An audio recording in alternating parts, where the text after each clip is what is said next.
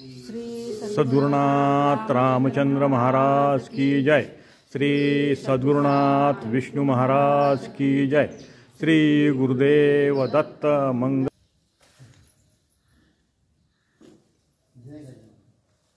ध्याये नित्यं महेशं रजतगिरिनिभं चारुचन्द्रावतंसं रत्नाकल्पोज्ज्वलांगं परशुमृगवर भीतिहस्तं प्रसन्नं पद्मासीनं समनस्तात् स्तुतमगनर्व्याघ्रकृत्यं वसानं विश्वान्त्यं विश्ववन्यं निखिलभयकरं पंचवक्त्रं त्रिनेत्रम् असे कर्मयोगी असे ध्यानयोगी स्वयं पूर्णतो ज्ञानयोगी विरागी पूजित से नित्य श्री बालचंद्र नमस्कार श्री सद्गुरु रामचंद्र।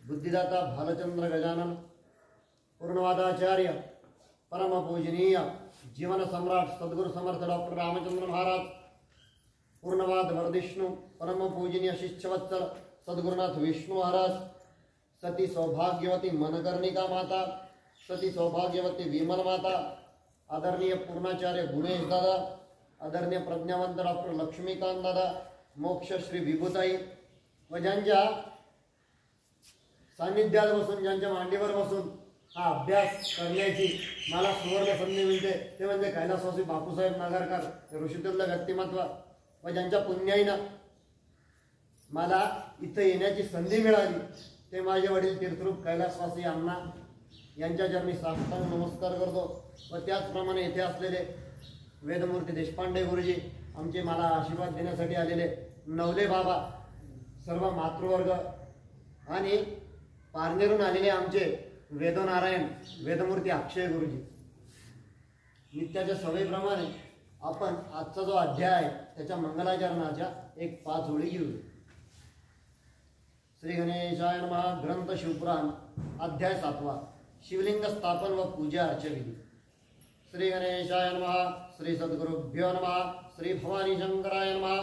श्री मातृपितृभ्यो नमः। श्री कुलदेवताय नमः। मागील अध्याय विवेचन आद्य तेजोलिंग वर्णन आता सद्गुरु कृपागण कथा सुरसवदवे पुढे मुनी सुता ते प्रश्न करते लिंग प्रस्थापनेची रीती तथा पुराचरणाची पद्धती कृपया कथन करावी। सुतमंदी हे मुनिजन ऐशास्थली लिंग स्थापना करावे जेथे लिंग पूजन सहजगती होईल पवित्र तीर्थ व नदी तीर शोधावे निजेच्छेनुसार अथारण्यगिरी शिखर तेथे स्थापना करावी। स्थापना प्रकार हस्ती 2 चल व अचल प्रतिष्ठापन शुभ लक्षण संयुक्त करण लिंग स्थापना करावी।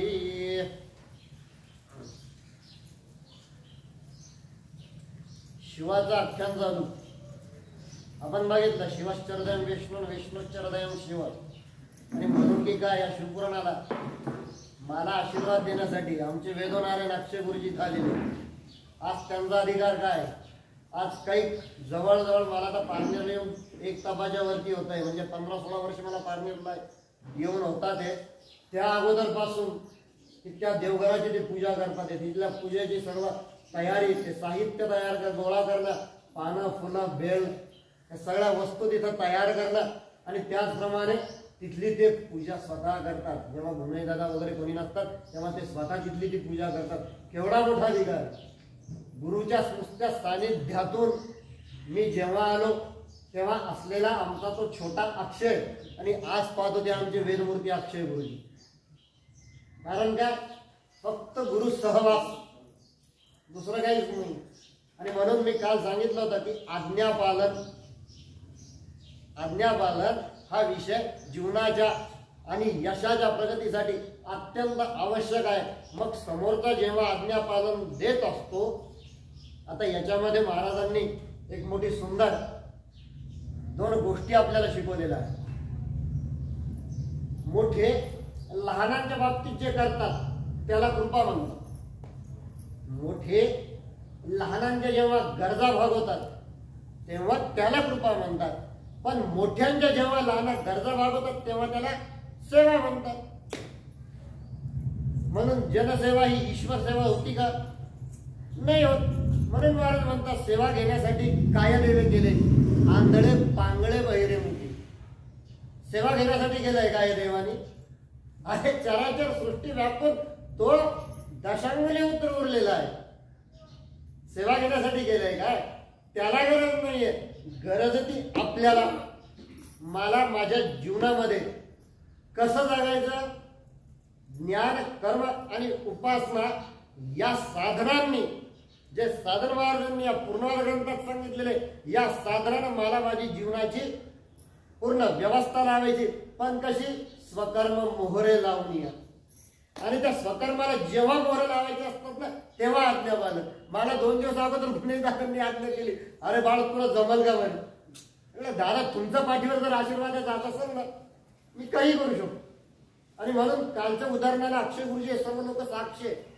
काल आपल्याला गुन्हेदारांनी त्यांच्या प्रवचनात काय सांगितलं होतं की कोणीही आदरणीय पूर्णाचार्य गुन्हेदादा म्हणायचं नाही. मी काल तेच केलं. मी म्हटलं नाही, 25 मिनिटानंतर मी ब्लँक, काहीच सुचलं नाही पुढचं. ठीक आहे, तो त्यांचा अधिकार आहे, पण मी तर त्यांना माझ्या अंतःकरणात गुरु मानलेलं आहे ना. मी माझ्या अंतःकरणात त्यांना गुरु मानलेलं आहे.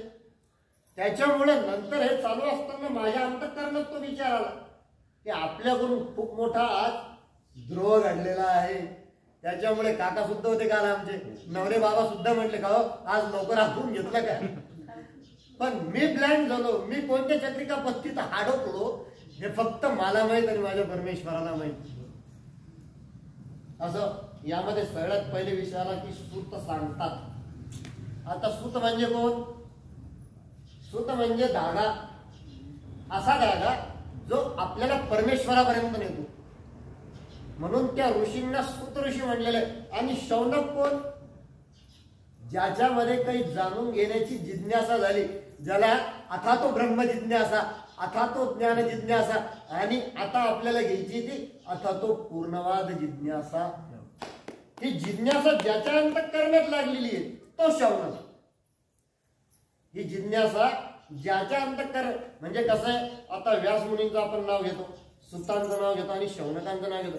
त्या काळात मला असं वाटतं की कदाचित ज्या पदव्या असतील त्या ऋषी मुनींना मिळालेल्या या पदव्या असतील आणि त्यामुळे सूत म्हणतात असा तिथे तो शब्द आलेला आहे. आता काल जे आपण आख्यान बघितलेलं आहे, तर कालच्याच त्या अध्यायामध्ये माझ्याकडून जे सुटून गेलं सुरुवातीला, मी ते थोडं सांगण्याचा येथे माझ्या अल्पमतीने मी प्रयत्न करतो. तर सुरुवातीला इथे जे आलेले ते 18 महापुराण जे आलेले आहेत ना, त्या 18 महापुराणांचे वर्णन आहेत. तर ते पुराण कसे आहेत ते मी तुम्हाला वाचून दाखवतो.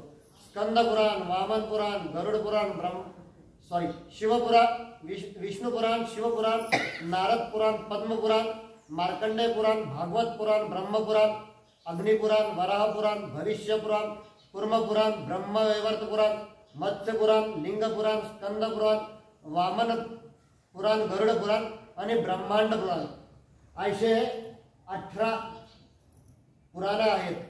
यांची संख्या क्रमवार जे थोडासा वेगळा